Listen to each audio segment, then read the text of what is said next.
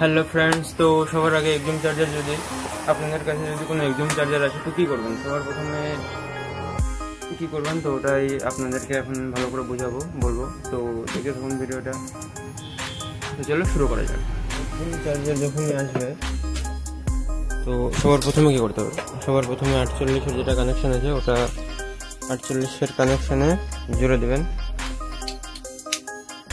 48-এর কানেকশানে জুড়ে দেওয়ার পর দেখুন এখানে 48-এর এটা প্লাস মাইনাস, এটা প্লাস এটা মাইনাস।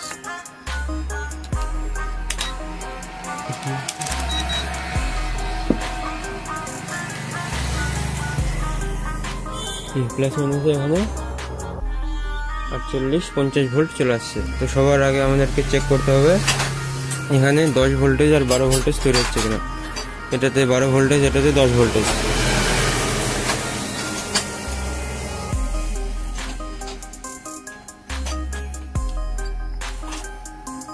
দেখতে পাবেন এটাতে 12 ভোল্টেজ, এটাতে 9 ভোল্টেজ, 9.9 মানে 10 ভোল্টেজ। এটাতে 48 এখান থেকে এখানে আসবে, তারপরে এখানে যাবে, তারপরে এই লাইনটা ধরে এখানে আসবে 48, তারপরে এখানে যাবে,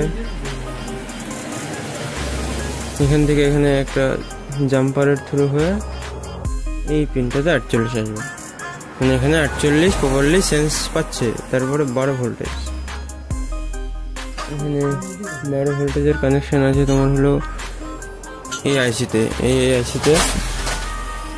এই আইসির 15 নম্বর পিন, আর এদিকে 13 নম্বর পিন, এদিক ঠিক আছে।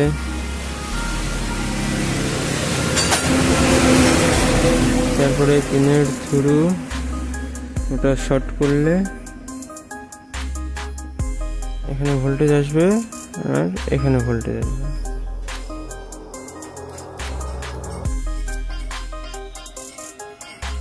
একদম চার্জার আসলে আগে 10 ভোল্টেজ 12 ভোল্টেজ চেক করতে হবে।